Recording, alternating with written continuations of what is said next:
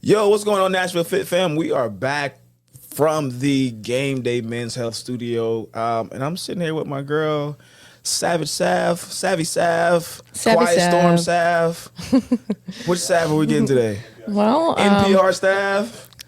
Hello, ladies and gentlemen. Welcome to the Nashville Fit Podcast, brought to you by Treehouse Recovery, Optimize You, and Alloy Personal Training. That was. Let us get into NPR's. Look at you. Perfect. We might need to get. So NPR I used to listen to, not by choice. I actually hated carpooling with our neighbors. Because my mom would always play music and they would always play NPR. And her kids grew up to be like doctors. Right. Well, There's that. It was the minivan, and my mom had she had a Denali, and I thought it was like a luxury vehicle. Because it was? Because it is, yeah. And when she got it, we were also excited about it. It had TVs on the back, and we were like, yeah, road trip city. But my mom was like the rock star mom, so she would play music. And you grew up to be a rock star. Well, yeah, in Sav, every sense of the word. Every sense of the word. I will own it. Every sense of the word. But when you play humble, I'm gonna be honest with you. I hate the humble Sav. Well, I'm getting better. Cocky Sav. I like confident Sav. I'm getting better. Swaggy Sav. Yeah, I need her. Actually, Swaggy Sav. That PR I was telling you about, yeah. I had two caption ideas in mind for it. One was just like, this is what I did. And the other one is kind of sassy. Yeah, use that one. Use the sassy one. You want to hear it? Yeah, well, how's it go? It would be, if I can lift more than your boyfriend, it's probably time for a new one. That's a me statement. I love it. I love it. You've been hanging around me too much. I love that. Maybe a little bit. I love that. Your posts crack me up because it's just like, if people are going to hate it, like, you kind of can't, because it's like you're trying to be humorous and like, like you clearly don't care if anyone cares, so it's like, what are you going to say to that, to somebody who does not care? Like, and if it's true, what are you going to do? Exactly. Exactly. If you can live more than their boyfriend, there's even things that's you said. Problem, not a you problem. It's like, yeah. I did one where I was talking about like the pad, like the bar pad. Mm-hmm. Cause I saw a guy squatting with the pad. Oh no. And it kind of bothered me deeply. Kind of? Like, yeah. Bothered deeply, me deeply. Keyword. Yeah. Yeah. So I took a picture of it and I was like, hey, if your boyfriend uses the pad, you got a girlfriend. And I literally, like, people were DMing me like, but I have, and I was like, bro, I don't care. Be honest with you. Like, I said what I said. And that's meant for hip thrusts, not for back squats. Yeah, that's what traps are for. Yeah. So get big. Yeah, you use the pad, Terry? Oh, Terry. no. Made fun of me for it. Wow, I am so. What are you protecting? Do you have neck injury? You have a neck injury, like you broke your neck? Back there like you do. You have soft skin? So what should you do? We'll get into that. We'll get into that here in a second with the doctor. I don't have a lot going on, but I have a flat spine. Mister, I can pull my body over the bar and my do flips. My shoulder blades stick out of my body because my spine is flat, and I still don't use a pad. All right, Sav. Jeez, man. Anyway. Man up, guys. I know, right? See, you said I can't say that. You can say it. There you go. Catch me up. What's new other than the PR? That's basically all I'm thinking. No, I'm just kidding. Yeah. No, I mean, I talked to you in the last episode about the event that I did. Yeah. Let's talk about... Any more coming up soon? I'm going on vacation soon. Where are we going? St. Lucia. Ooh. Can't love wait. It. Do you know where you're staying yet? Don't say it, but do you know where you're staying? Somewhere in the south part of the island. Was literally like a 5-mile island. I have no idea anything about St. Lucia. I don't know anything about it. Okay, so what you're gonna get there, okay? You've been? I've been. Of course you've been. Yeah. The Piton Mountains are their thing. Okay. It's like two like giant arrows, but they're green mountains. Okay. So you're gonna sail out to the Piton Mountains and you're going to Old St. Lucia. It's a whole little thing. You'll get back on the boat, do another little sailing situation. What else? They have really good coffee. Oh, say less. Yeah. I just can't wait to go to the beach. Yeah, the beaches are cool too. And be on a secluded island away from everyone here. There you go. Love y'all. Wow. But jeez, but it's time to get away, right? I need some time. I love it. I'm so stoked. What about you? I am not going on vacation soon. A lot of work. Still working on the app. Probably will launch spring at this point. Nice. Super excited about that. Does it cost anything? The app? Like if you subscribe to it? Oh, yes. It'll be $15 a month. Okay. Yeah. Super That's affordable. But we're going to have everything, literally everything. You'll get a lot of value out of that for $15 a month. Yeah. Or you can pay for the year for $89.99. Okay. Wow, that's a steal for how much you will get out of that. I like to think so too. So that's that was the big goal for the year, was to launch the app. So we're there, and then we'll move into growing that podcast, but it's more of a TV series type situation. I support you. You can leave me. It's fine. We'll kind of go from there. Yeah. SOB, Shorter Breath. Yeah, nice. will be the name of That's the podcast. One. Yeah. Podcast names matter, because if your podcast name sucks, no one's going to listen to it. Yeah, and it's literally, so if we had Dr. Alec on, we would go through a workout, but instead of us sitting here asking questions, he'll be mic'd up, I'll be mic'd up, and we'll work out as we talk. And you're gonna throw in your G-isms in there. Yeah, you already know. Bro, why are you using a pad? Are you kidding me? I don't even let my girls use pads. Good. On their necks. Good. Yes, I knew what you meant. Good. I'm glad you clarified for the listeners, but yeah. So that's gonna be super cool. That's why we call it, SOB, because we'll be talking. I do my consultations like that. I'll talk in. I'll come in. We'll get to know each other. Any injuries, anything I need to know about. All right, let's go through a workout. And then when you're short of breath, you're going to tell me the truth.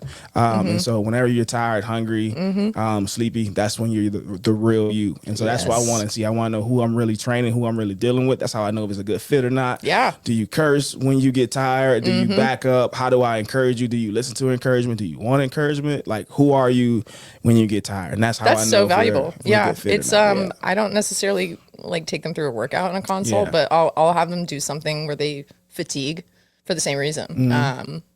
Because in an assessment, if you do an overhead squat with something that's in every textbook, I don't actually do this much anymore in assessments, but say you have somebody do it and maybe they can do it perfectly. Maybe they have good mobility, whatever.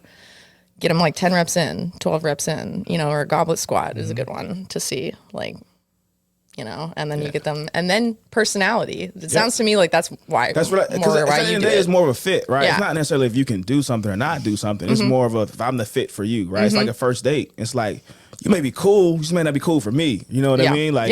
It takes a special person to put up with me, and vice versa. So I want to make sure that my voice matters. And I'm not just talking to a wall. Right. Because you won't get anywhere. Because I won't get anywhere. Yeah. And that's not, that's not what we're here for. So, do you have clients that say the same thing, every time they're struggling? I have a client that it's the F word every time, and it's always really loud. Man, it's either that. Yeah, it's either that or. It's hilarious. I love it. I get a lot of eye rolls. I got one client who told me she wasn't going to talk to me for 3 to 5 business days. Love it. And she held to it. I thought her out, actually. And she was like, I was like, yo, if you for real, I'll see you. I was like, wow. That's hilarious. Okay. But anyway, man, listen, this is the game we play, man. Let's get into it with Dr. Alec Dragelin. Am I saying that right? That's it, man. Yeah. All right. First of all, welcome. Dude, thank you. But before we get into your story, we always have to jump into what we call the basket of debate. Now, these are random facts or questions that we openly debate. It can be anything from is Dr. Alec natty or not to I got a funny story about that. Right. To we the last one was a green powders versus veggies, right? Sure. So it can be anything wide open like that. So we'll each take one. Oh, we're each taking one. We're each taking one. Oh yeah. Oh yeah. Love that. Oh, this is yes. fun. We'll have 3 different debates. Thank you. Love it. Can you pass that back? 'Cause I got this one, the last one. Terry. Oh, let me make sure. Well, I didn't. That wasn't mine. Someone else's. Yeah. Okay. I guess I'll go first. All right, yeah. It's like you laughed. I was like, you kind of got to. I just saw lifting in jeans. Oh, man. A beast. Brett Contreras. Beast. Yeah. Hardcore or just confusing? Hard. Both. See, all the above. Yeah, what kind of jeans are we talking about? I'll finish the question and then we'll open it up. But is hitting the squat rack in a pair of Levi's an alpha move, or does it deserve an automatic lifetime gym ban? I don't think it deserves that. No, I just think you're doing it for one of 2 reasons. No, one reason, attention. And that's fine. Or if you just forgot your gym shorts. Or that. Or you just don't work out in gym clothes. Why would anybody want to work out in jeans? Because that's all they have. It's a community center I used to go to. and like construction workers would come in after they got off. Yeah. Okay. In full, like, and they would be over there working out. They're like, I'm already dirty I have and seen sweaty. like police and military like yeah. work out in full uniform and stuff. Like, if you can work out, I could never work out in jeans. No. I would die. Dude, like I would take like I if will you rip can make them. it through a leg day in jeans, you're more Honestly, alpha than I am. Yeah. Yeah, I'm gonna say I'm actually gonna agree with you there. Like, I don't think it's ideal, but I do it's think not that's, ideal, but I if you mean, can do it, it's pretty awesome. Yeah, you know? like Like, good for I you, agree man. on the like, okay, if you're able to complete your workout, get through a full range of motion squat without ripping your jeans and get what you want out of it. Okay, yeah, it's impressive. But like, who cares? You know, like I would care. I just feel like it's I would unless you I would have watch to, unless that you guy the forgot whole your time. clothes, like I'm not gonna like if somebody's in the gym, like I'm pretty sure there was a guy in Carbon not too long ago that came in jeans Yeah. and I paid zero attention to what I he would've was watched doing. him I don't literally all care. the time. You know, Yeah? like yeah, because I saw him walk in and I'm like, oh, we'll probably go change. And then I saw him later and he Did was not go wearing change. jeans in the gym. And I'm just like, okay, like that's kind of weird, but I'm not imagine gonna doing sit there and look lunges at in it. jeans? No way. Like, I mean, Well, Brett Contreras, that's his thing. The glute guy. Brett, yeah. You know who Brett Contreras is. do? You've probably seen him, but he's the glute king or whatever.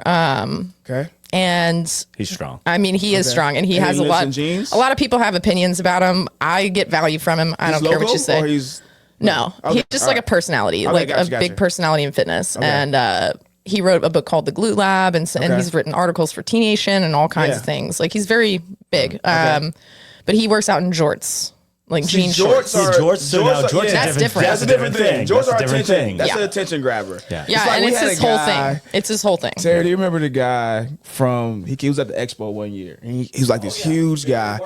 Is that him? He had on like these jorts. I remember him. Yeah. And like I know like, exactly I what was you're like, talking oh my, like I remember that think guy's you made me go face. interview him, didn't you? I was like, I want to say like he put his arm around. It was very uncomfortable. He was really nice. He was. And yeah, but I mean, obviously he was trying to draw attention. Yeah, you so know? I think that's what jorts do. Jeans is like, I'm a man. I don't have time for any of the childish games. I don't have time for your Lululemon. That's right. I'm gonna live in these Levi's. yeah, yeah, it is what it is. All right, let's move to the next one. All right, I'll save yours for last. Okay, you go cool. last. Outside of eating enough protein, what would you say is the next most important thing for people on their fitness journey to consume? To consume, Actively consume water. Yeah. Water. Outside of protein. Yeah. Water's obviously a really good one. I'm going to say as far as actual like foods go, I'm going to say fiber is massively important. And I think Okay. something that we don't talk enough about. And US population as a whole is way under the fiber intake that they should be having on a day-to-day basis. Like men should be in the neighborhood of about 40 grams of fiber per day and women about 30 to 35. And on average, I think we're hitting like 12 to 15, I think is typically what it is. So we are way missing the mark on the fiber game for sure. Okay, how do you feel about nutritionists out there who are saying that they disagree with you and they say fiber is over talked about? Look at every literature. I'm not a nutritionist, so I'm just, Yeah. I've heard that from someone. Yes, who's that like, comes a lot really? from the What? carnivore community. Okay. Right? That's where a lot of that comes from. It's like the pro carnivore Okay. people, Argument. Okay. which like I've Or done just carnivore. people who want to know. And like, I'll be honest, like Something. you can, the thing I think that a lot of people think about fiber is it's important for digestion and for those kinds of things. Right. And so they think about like, oh, if I need fiber in order to have healthy bowel movements. And then you go on the carnivore diet and you realize like your bowel movements don't really change that much. And you're like, oh, but I guess I don't need fiber, but that's completely missing the mark of what fiber is actually important for, which is blood glucose blood regulation, regulation, protection against colon cancer, so many different other things that really has nothing to do with the consistency of your bowel movements. Yeah. I think people just try and reinvent the wheel, and they say things like that, like, Yeah, I think and we talk about this on we a, don't on a- actually need fiber. It's actually Yeah. a myth. I'm like, well, that's Yeah, somebody that's reinventing not- the wheel. It's not true at all. Yeah, let's take a look at their colonoscopies in Yeah. 30 years, and we'll ask them then if they need fiber or not. I've recommended to my clients when we do macros like 30, 35, you know, and I haven't had an issue with promoting fiber. I don't see why that would be I don't see why it would be a big deal. Yeah, It's just I don't hard, know. man. I mean, it's hard to get in fiber. It. You know It's what I mean? hard to get it. It's Yeah. tough. It's like everything else. You know, because I was gonna say green veggies. because I know that's where my hole is. That's my opportunity is. I know I don't eat enough vegetables in a day, so I'm gonna say that because greens keep you lean, and so we got protein, green veggies. I don't know, dude. You look pretty lean to me. Well, I probably can get a little bit more. I want to get a little tighter before summer comes.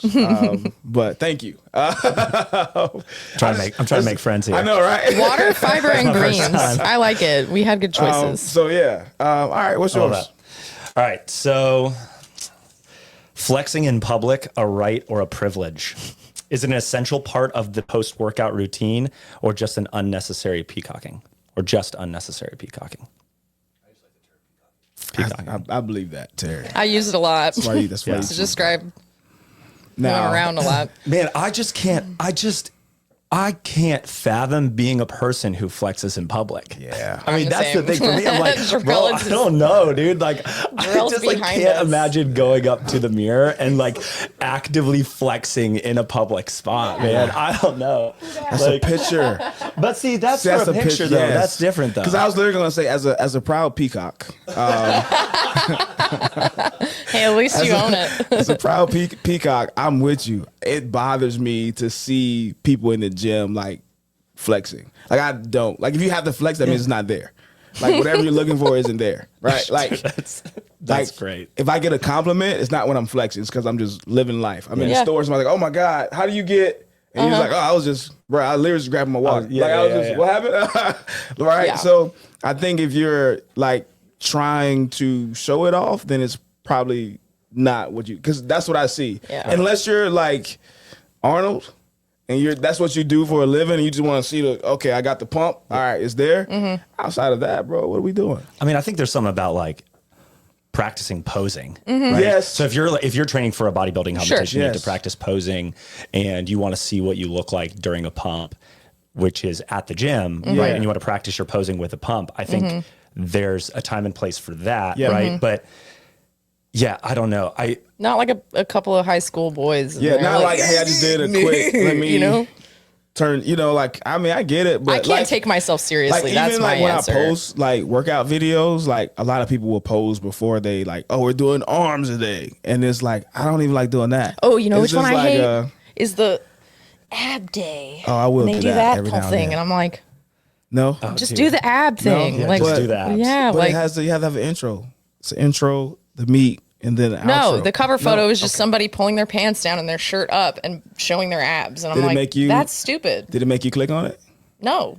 Because I know exactly what it's going to be. Oh, okay. An ab workout that's probably not that effective for giving you a strong core. But that's you as professionals. Or just one picture. The random will. It's like the random girl who takes the gym. Well, that's why I take my shirt off a lot. And she says shoulders. Yes. But it's like, this is a shoulder day. It's like, this isn't, but it makes you watch the video. Right? Sure. That's kind of the whole point. Like, I put myself, I just, like you said, if I have to flex, it means it's not there.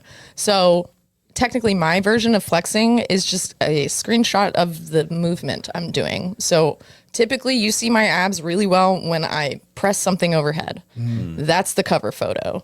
You see what you want, it's the same as this, except I didn't have to pull my shirt down and my pants down to show it to you. I was actually doing something cool, you know, like that's how I feel. Wait, so you would do it like for an ab day workout post? You would do an overhead lift? No, because I won't post an ab day workout. If you're going to post a core workout, what would you have? Probably something in the front rack where you can still see my abs. Okay. Or me doing, I'm not going to do,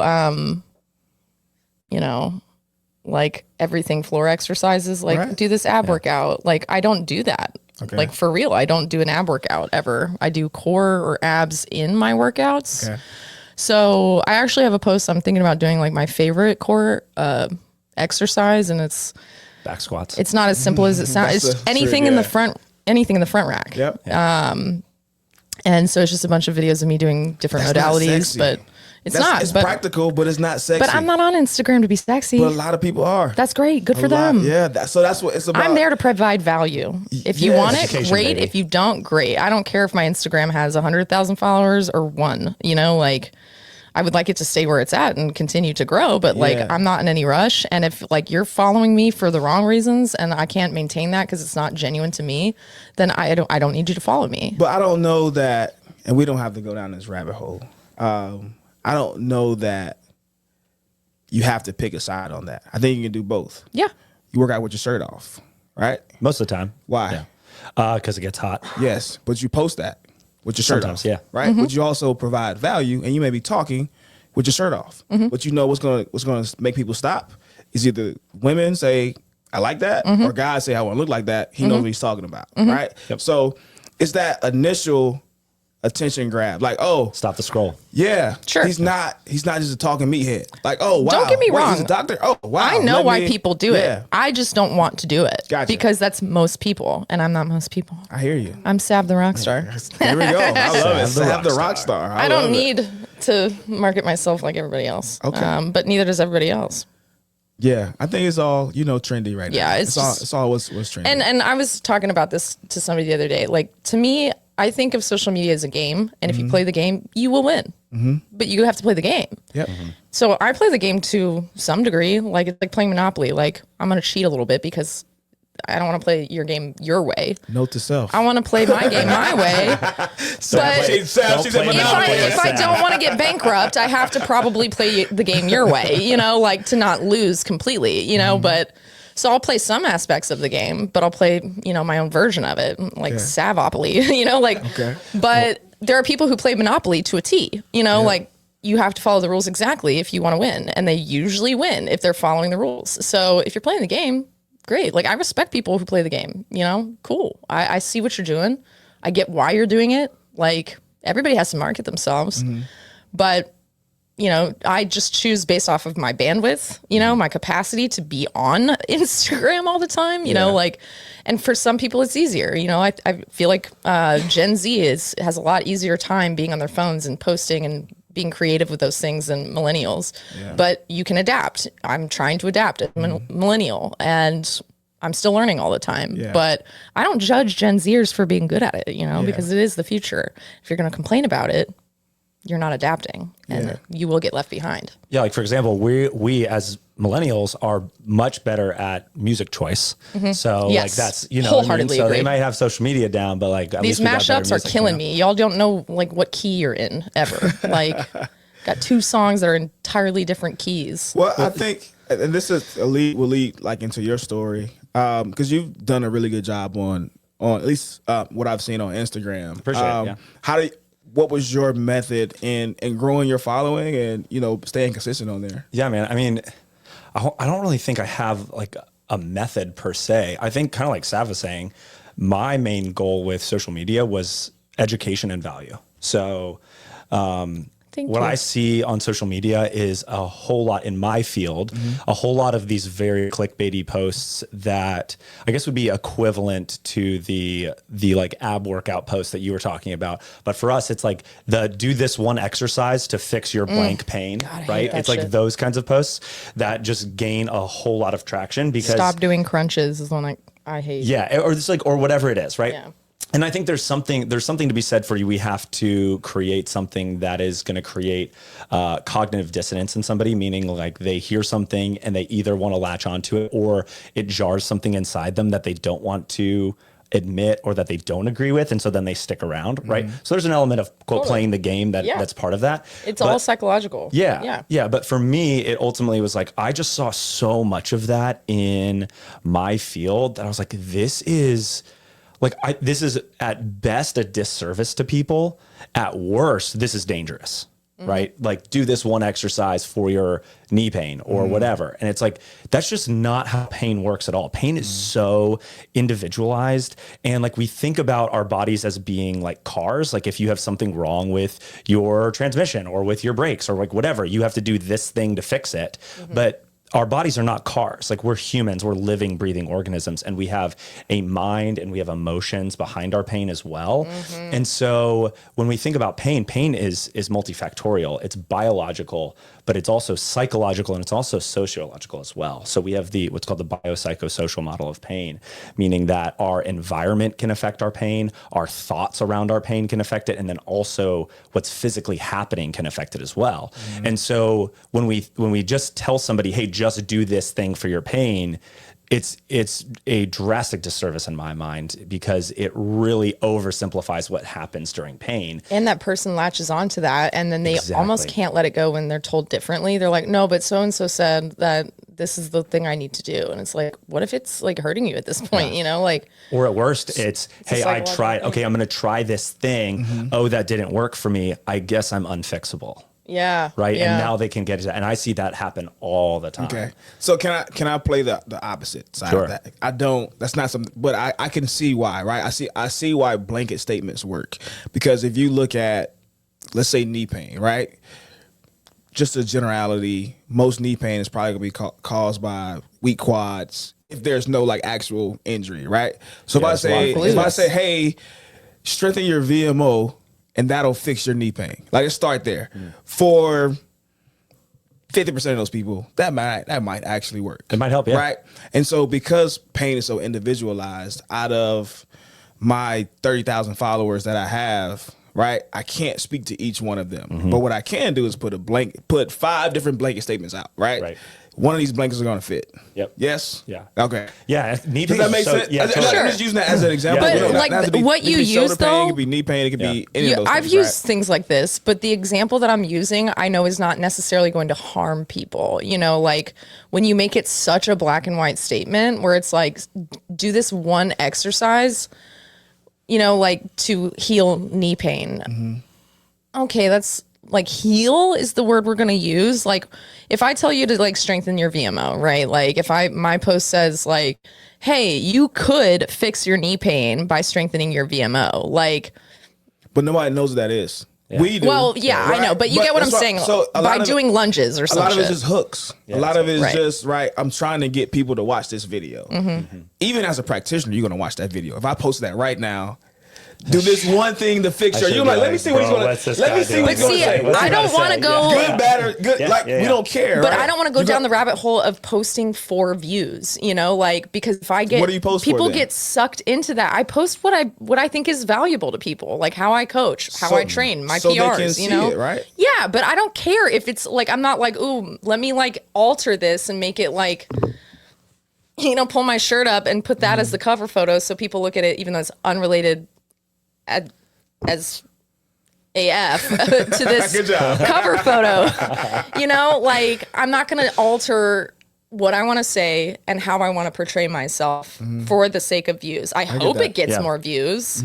But like, I had a post the other day that was from my event. It's not the recap of it, but it's the flow that we came up with. And we had this special event where the flow was long, you know, and it's typically not that long, but it's long and it's over a minute long. Is that ideal? Did I think about like, ooh, how can I make this shorter? Obviously, but I'm like, you know what? I want to represent this as it was because it was awesome, and it's not going to get that many views because it is long. I don't care.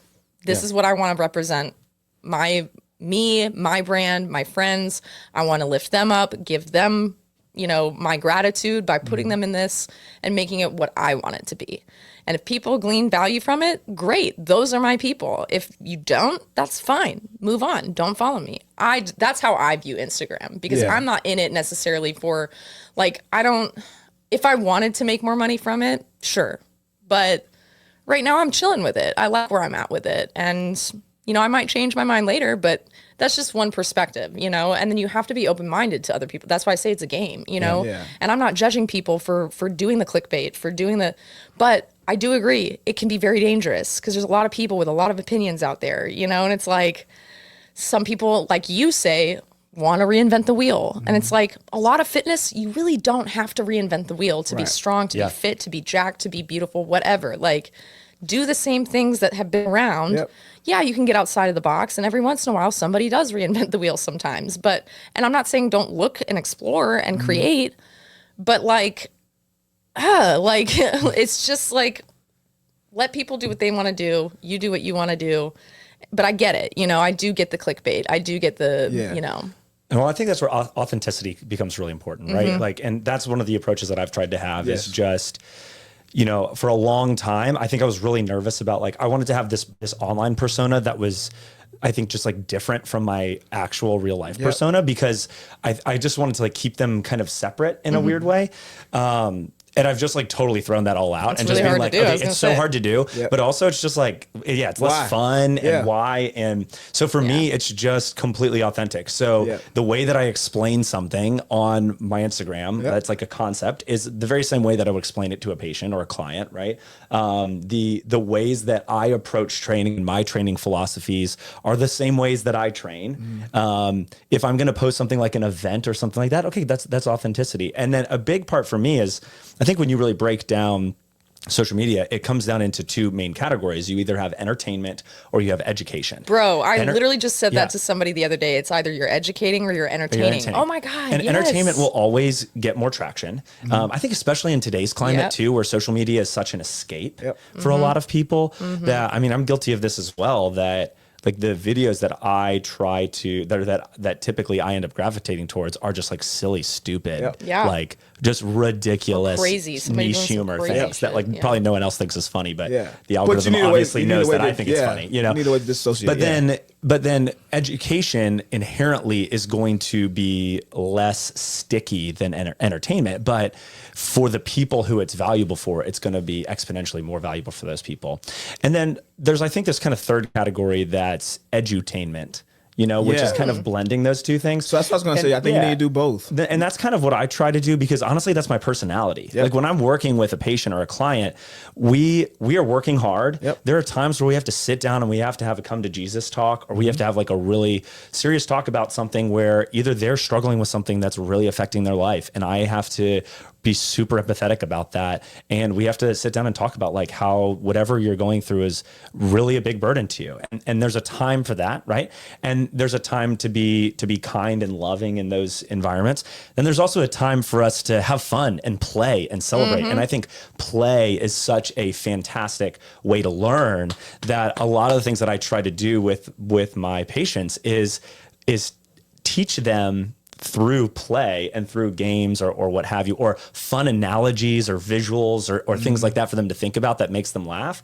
And that I think is fun. It makes like, okay, you're not just like walking into like a doctor's office, because like going to the doctor sucks. Let's be real. You know, you're going in and it's actually a fun time. Like you're going to work hard. You're going to have some laughs. You're going to learn something. It helps you though. Like, like I am a big advocate of play.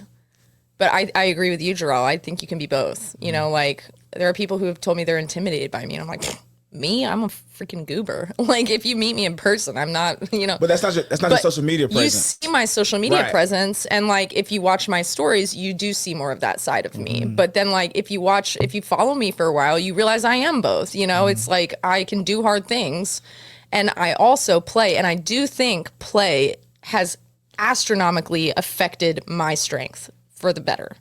I think it's made a hugely positive impact on my strength and my skill, my ability, my athleticism. Athleticism, key word, because I think a lot of people are like, oh, well, you know, like I take fitness seriously. And it's like, yeah, me too. What do you think I'm doing for a living? Like, why would I not take it seriously?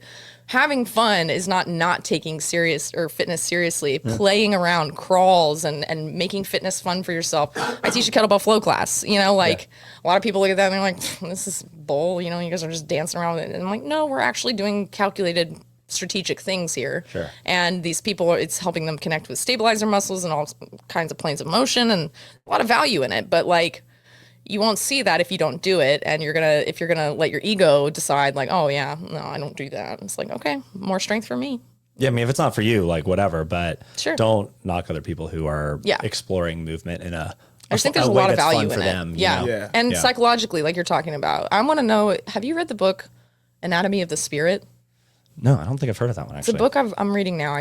Everything you're saying is, I'm only on chapter 2, but there's a lot of insight in it about like how the energy in the earth and your body, like we have energy, it's a real thing. And like, it can affect your health, you know, like your biography is, or your biology. Your biography is your biology. Is something that she says a lot. Is that right? Yeah, because like the circumstances that happen in your life affect you, you know, like you were saying people might be going through something and you need to empathize, you know, like that's a real thing, you know, because it might be affecting their health physically. And people don't consider that enough, I don't think. But anyway, let's move on because I'm talking a lot. Whoa. Oh, good. The mic fell. I'm curious as to how do you make it fun, right? Like, because I think you want to be taken seriously. Sure. Right? And people are coming in with, you know, different pains and pain tolerance levels. As I was going through your IG, I saw you use like an orange as a cue, right? Is that something that you actually would do, or is that just for no? Okay, like, is that like, what are some ways that you come in and say, hey, all right, let's figure this thing out? No, it's a really good question. So I think like I think about making it fun in kind of three ways. Number one, there's an element of connecting with the person that's in front of you, and that's something that I really, really value in terms of from the very beginning of my onboarding with somebody. I am somewhat selective with who I bring on and who I choose to treat and care for, because I know that I'm not the right person for everybody. And also, you know, that person might not be the right person for me to help either. Right. And so I think that it kind of starts with that, making sure that I have a good connection with them and really starting to understand what their why is. You know, like, why are they actually here? People come in and they always say like, well, what's actually the thing that's bothering you? They're like, oh, my back hurts. It's like, okay, well, tell me more about that. You know, why is that important to you, et cetera? And then you get to the root cause of it. And, you know, I have somebody who right now who I'm treating who, like has gone through a bunch of chronic ankle sprains, and really like their dad is a superstar in his 60s, superstar marathon runner, all this stuff, and he just wants to be able to run one marathon race with his dad, you know, and just be able to do that and have that memory. So like, it's not about your ankles, you know, it's really not about that. It's about making that memory with your dad. And so now we get to frame everything in the way that now I understand that what's important to this person is not really about their ankles. Like, we have that's like one of the objects that's in front of us, but we get to keep the main thing. And then whether you view that as fun or not, I think it just frames it in a positive way that is really valuable for people. I think also like a lot of times just like doing exercises and stuff like that can be boring, but like, let's be real, who doesn't finish a hard workout not looking back on the end of it and being like, oh, I'm so glad I did that. And your mood's immediately lifted, right? And so my sessions, they're not like normal like physical therapy sessions. Like, people are sweating, they are leaving exhausted. It's essentially a full workout, but it's also therapeutic at the same time, right? I want to come in for a session. So there's that piece of it. And then I think the last piece is I do, one of the things that we always focus on is data collection on the front end to understand and have objective measurements of what we need to work towards. And those objective measurements act as proxies for progress. So what I mean by that is like, let's say someone can only hold a plank for 45 seconds. Let's just use that as an example. Well, we know that, okay, 45 seconds is the max that they could hold it when they started. But then as we go throughout, they learn how to stabilize better. They learn how to breathe better, et cetera. They learn how to create tension and co-contraction better. And now all of a sudden they can hold for 90 seconds. Great. Okay, that's awesome. That's progress. And they get to see those things. And as we retest, you get that dopamine hit. And they're like, oh my God, when I first started, I could only do this. And now look at this, right? And so we see those little rewards that hits that reward system in the brain, which as soon as like typically that first few weeks of care, we're putting out the fire, right? So we're trying to get people to like start feeling a little bit better, et cetera. We're also working on improving their movement quality, some range of motion stuff on the front end. And then as things start to calm down, we get into the meat and potatoes, which is really maximizing mobility, improving strength and stability, all of those things. And then eventually working to improve fitness. And that first phase, though, that putting out the fire phase can can kind of be sucky sometimes, right? Because people are hurting, like they feel miserable, and it's just way less fun. And then we get to that second evaluation, that second exam where we get to retest things, and they see, they're like, oh my God, even though I may not be 100% better yet, I'm seeing like that light is starting to peek through now. And so they start to see that, and boom, it reignites them to go on to that next phase. And then ultimately, the last thing that I talk about a lot is this concept of what's called an expectation violation, which is you have this thing in your mind, maybe not you, but the patient has this thing in their mind that they just know, they like anchor onto that one thing of just knowing I can't do that thing. Right. So for a lot of people, because I work with a fitness population, it's something like deadlifting, right? They can't deadlift without hurting their back. They can't do a CrossFit workout without hurting their shoulder, or like whatever it is, right?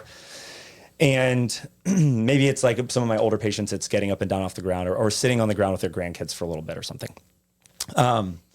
And they have, once we identify what that main thing is for them, we orient a lot of the care around making sure they become successful with that one thing.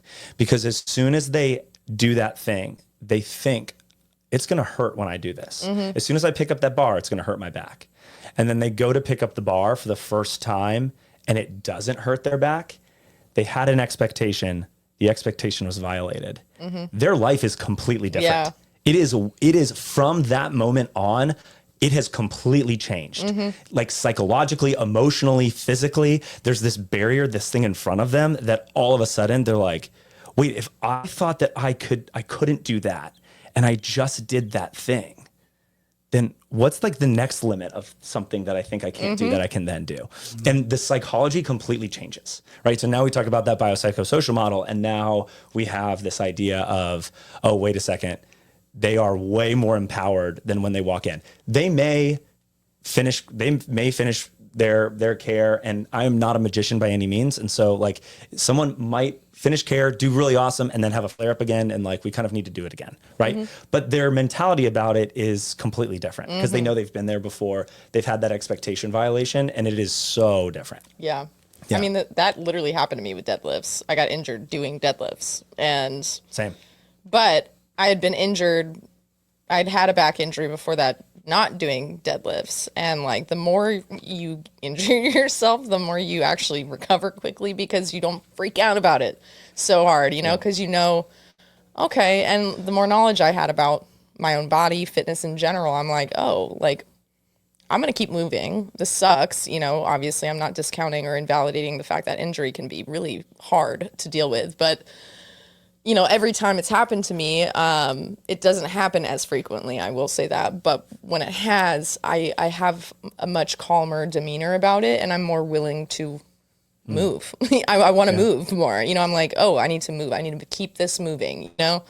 Whereas people are still, you know, the one thing that hurt them, they never touch it. And I'm like, it's more likely that you are going to get hurt again. Might not be doing that, but it's a limiting mindset and not a growth mindset, you know? And like, to expose, box jumps are a great example. I have a client that with me fell doing the box jumps, and she actually strained her ab, like one of her ab, like she just felt this, and we didn't go to the doctor or anything, but I was like, okay, we'll cool it today, but we're gonna hit these again. And like, gave that some time to settle. And I'm not gonna have her in the next day doing box jumps, but gave it like a week. She was feeling fine. And then she had that aversion to them because she was like, I don't know, I hurt myself doing this. And I'm like, okay, we'll start smaller. And now we're back to it because it's like, oh, you know, this isn't, you know, maybe my body wasn't prepared at that time for it, but like, or maybe it was something completely unrelated to the box jump.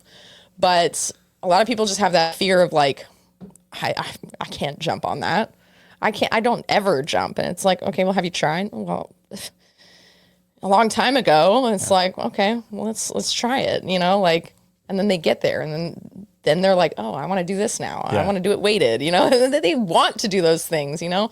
That's fitness in a nutshell. That is. Can I ask you a question about the deadlift? Sure. Are you back? When was the back injury on the deadlift? 2020. Are you back to your old numbers, your old deadlift numbers since before that injury? Technically, I would say yes. I think my lifetime PR is 300, and I was like really into powerlifting at that time. Okay, sure. And this was actually, it happened right after I came back from like COVID, because I wasn't using barbells, and I was building my way back up. It was 245 on the bar. I was doing 7 sets of 2. And I had the whole gym to myself. It was the last set. I wasn't sure if I had done 7 or if I had done 6. So I was like, well, I'm going to do one more. And I was just being silly, and I was dancing, and then I go do my reps, and it was the last rep. You didn't log in. It wasn't the weight, it was you. Yeah. It was not, I knew exactly what happened. I just was not dialed in, and I was already fatigued. And if I'm not going to be dialed in while I'm not fatigued at that weight, it's going to, Dude, the same thing. I mean, I wasn't dancing, but the same thing happened with me deadlifting. It was the same thing. It was just like, it was in a workout, and it was like 315 on the bar, which is not like nothing crazy. And it was 5 sets of 5. And it was my 3rd set, and the 3rd rep of my 3rd set. And I just was like, I approached this. I'm like, dude, I feel so good right now. Like, this feels like nothing. And then I just was like, I can just cruise through this. Yep. 315 is still 315. It's 315, still 315, man. And I felt so good. And I just like approached that set just not in the headspace. And I knew it as soon as I was like, I'll be fine. And then I just didn't take it seriously, you know? And yeah.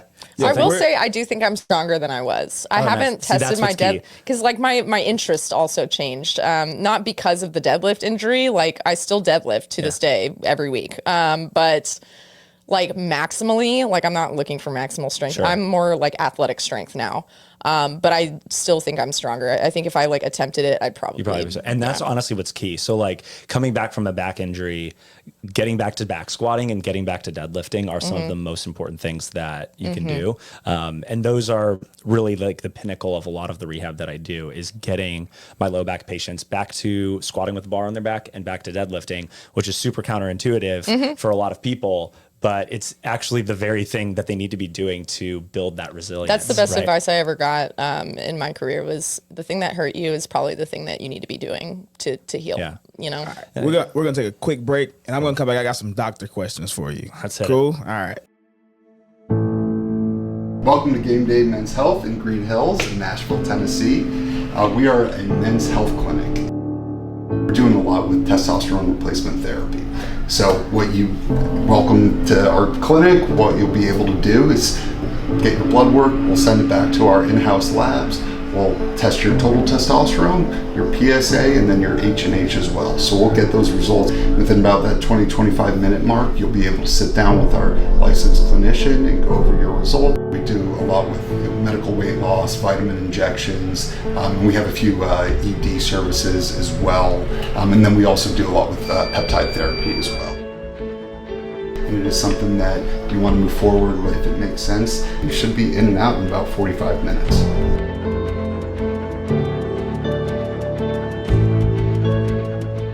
Are right back, and we're going to jump into some doctor questions because I have some strong opinions about certain things, and I'm just curious to see. Same thing Sal was just saying. Like I like to test, my theories as well because I too have hurt my back. So, doctor question number 1, Sav and I have had this conversation. Just curious to see what you would say about it. If you work out long enough, you're probably going to get injured.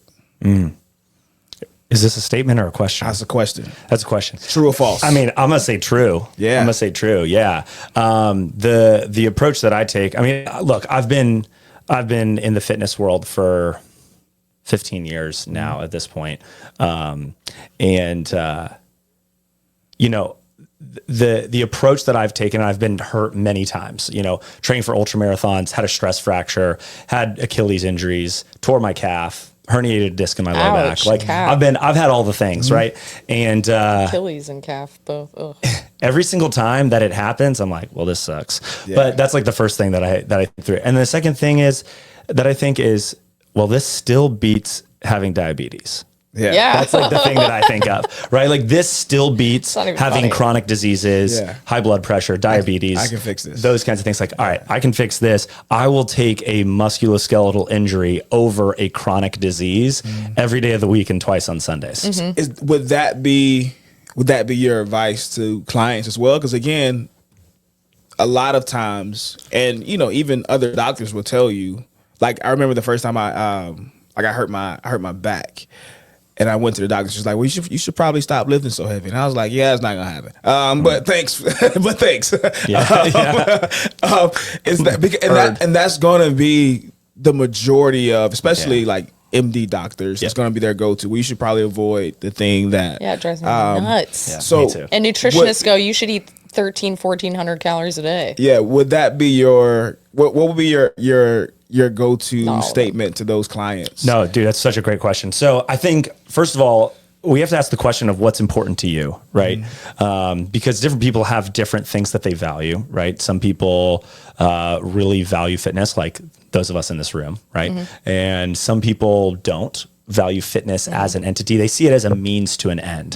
Versus I think for all of us, we would say that fitness is not a means to an end. Fitness is a key part of our life, right? It's something that is so deeply ingrained in who we are. That doctor telling you to stop lifting heavy, that would be like that doctor telling you to like stop being like a dad. Yeah. You know what I mean? It's just like, that's just like who you are. It's like, I can't stop being a dad. You know, it's just who I am.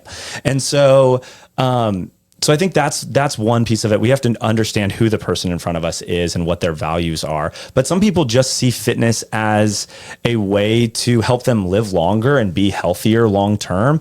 And quite frankly, if your goal is just to live longer, happier, healthier life, like you don't have to be an absolute fitness freak, right? Like you can, the biggest benefit from increasing your fitness happens from if you're in the bottom quartile of like the lowest 25% of fittest people, moving into the next quartile, into like the 25 to 50%. That's the largest improvement. So if all you do is move from, hey, I am in the bottom quartile, I am in the 25% least fit people in the world, and now I get into the second quartile to the 50%, the bottom 50% instead of the bottom 25, that's where the largest bang for your buck in fitness actually comes. I agree. I think a lot of people in fitness forget that, including myself. I think it's a good reminder because what we were talking about on Instagram and like kind of how I view Instagram as a game, like if you're playing the game and everything, people are using Instagram in their own way, and you have to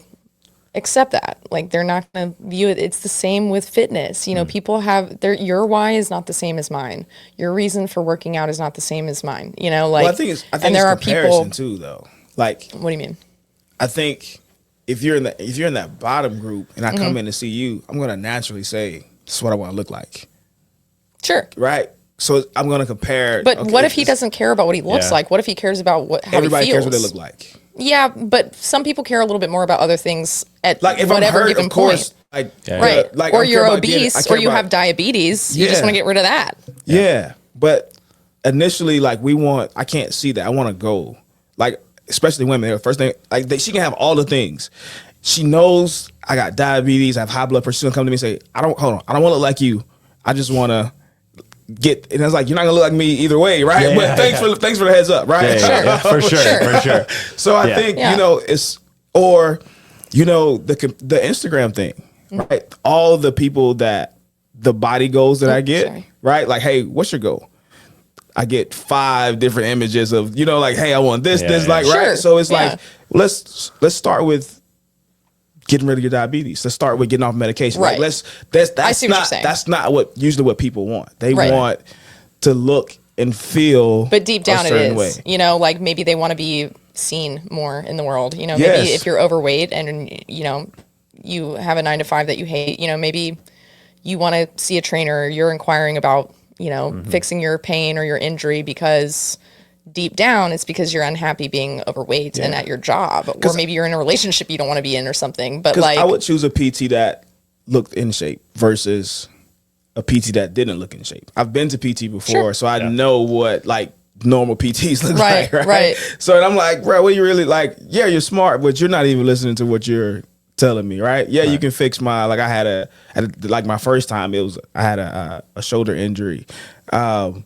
And it was just one of those things where I was like, I knew that they could fix me, but it's like the same time I'm like, they're not but there are also there are also trainers and PTs who don't necessarily look like they're not jacked, right? Yeah. Who maybe somebody might prefer to see them because they relate to that person more. Yeah. Like maybe they compare their body type to that person and go like, oh, I'm more comfortable with that. Yeah.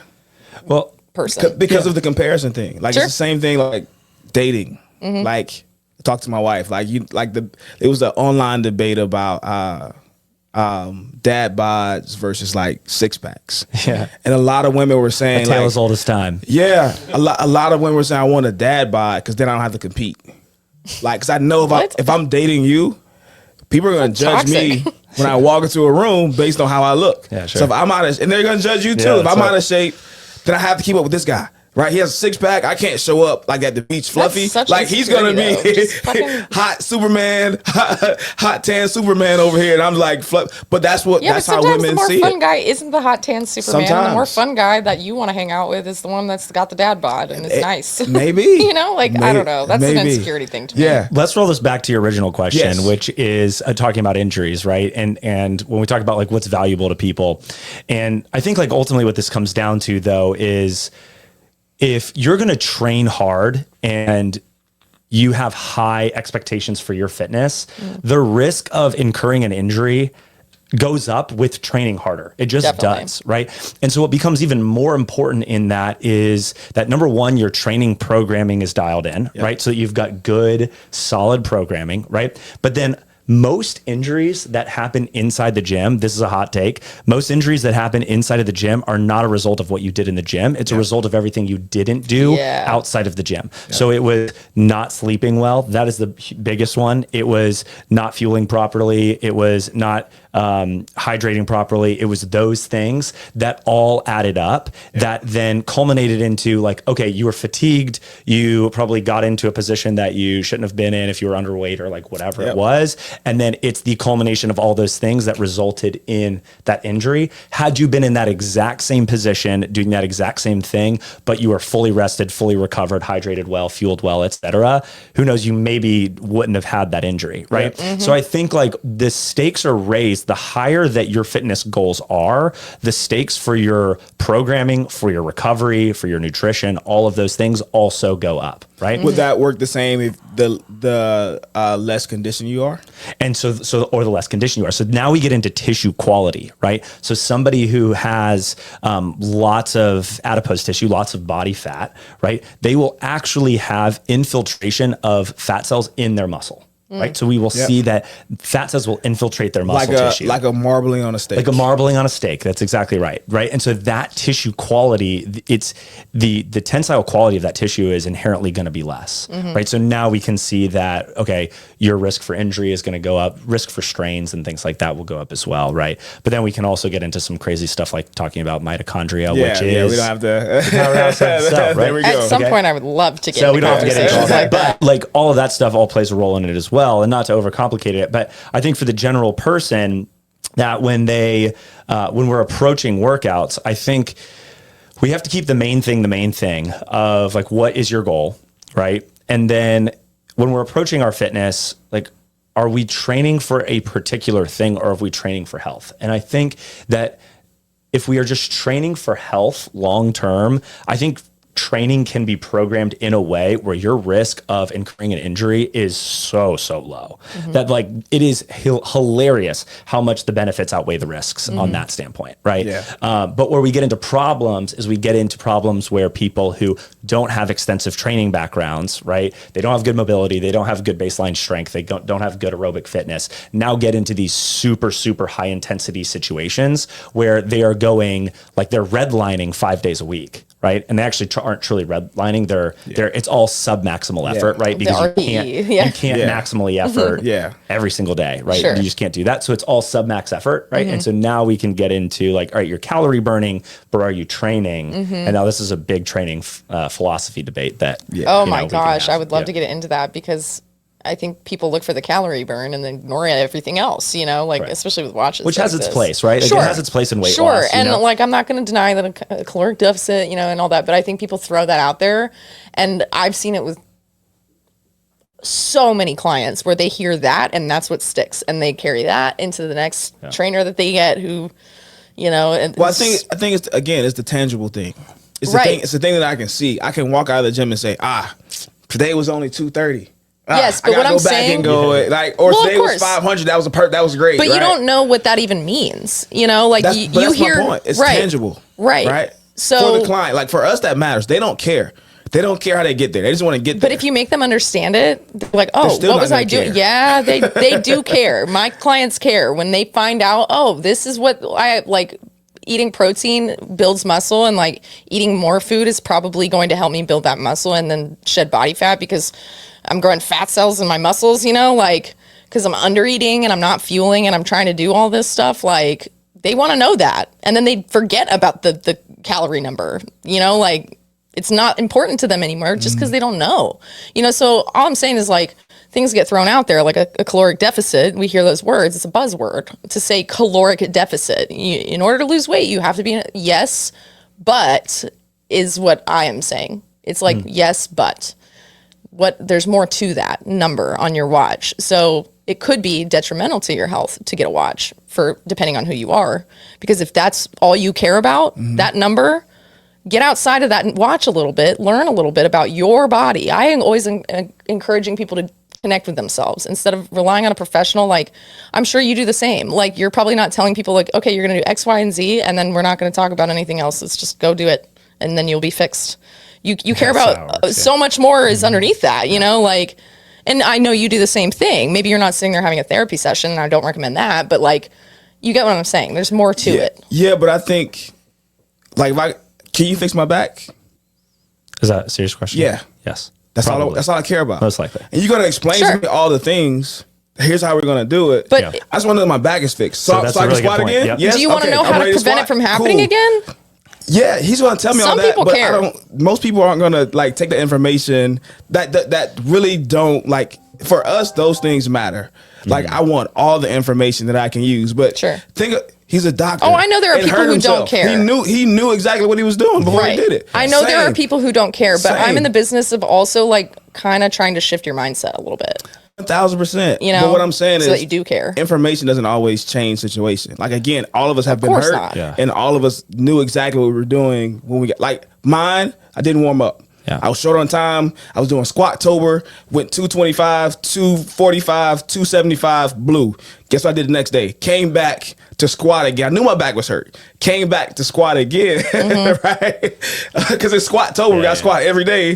First rep, I'm sorry. Dropped it. Back is gone now. So I knew then. So it's not always information. But again, most of our clients want something tangible. Like, I want to be able to see those. We have a very microwave clients, right? Microwave society. I want to see instant results. The thing that I can see is I burn 300 calories a day. Even if we're doing PT, we're going slow. That's an extra 200 calories before I go to see Gerell or Sav to get my workout in, right? So they're counting that because those things do I know matter, they do, which is why I don't want to enable it. Is that an O-ring? Yeah. Data. We want to know. Did I sleep well? Like, where am I on my step? Like, it's data. It's something trackable. And people want to see those instant results. Yeah, I know they do. I just think you should also be looking at more than that. Yeah, I think there's an element of, at first, we want to talk about the vacation, not the plane flight, you know? So we want to talk about like, hey, this is what we're working towards. We're working towards this vacation. But like when you're talking to a travel agent about going on your vacation to St. Lucia, like you're like, the thing that they're not trying to sell you on is like, dude, you're gonna love sitting in that middle seat. You know, you're gonna be like the elbows in your ribs, and they're gonna give you this like little diet soda that like doesn't even quench your thirst, and like it's gonna be so awesome. You're gonna love it, and then you're gonna get there and you're gonna get stuck in traffic on your way to the hotel. Like, they're not talking about all that stuff. Things. They're just talking about the beaches and the like all you can eat and all that stuff, right? And so I think there's an element of, oh, hey, we do have to be prepared for those things, but like that's not what we're gonna. That's initially that's not what we're focusing on. Right. Like, let's focus on what's important to you. Let's work and structure us working together around those ideals, right? And then in order to fill in those gaps, like, there's certain conversations that we have to have. There's certain things that I have to teach you, I have to educate you on, because there's both a physical gap between where you are and where you want to get to. There's also a knowledge gap on how to get there. And I'm coming in to help fill those gaps, right? So I think it's an important balance of both of those things.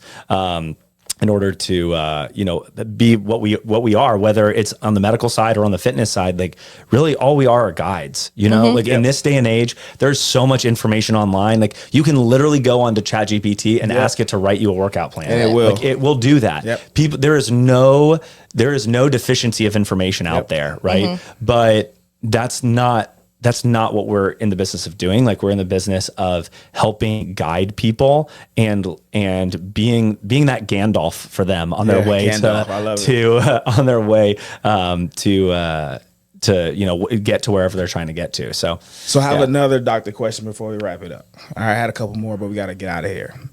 This is one that I debate all the time. So I want you to listen to what I'm saying before you answer.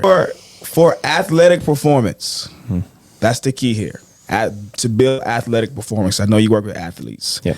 Squatting below 90 degrees or no? Why do you think you know what I'm going to say? Because I think I know what you're going to say. What do you think I'm going to say? Answer and see. What is the question? What about squatting below your knees? To build athletic performance, do we need to squat below 90 degrees? I'm very curious about what you think my answer is, but you answer first. Okay, so my approach is we should load to your capacity in the range that you have the capacity to access. Okay.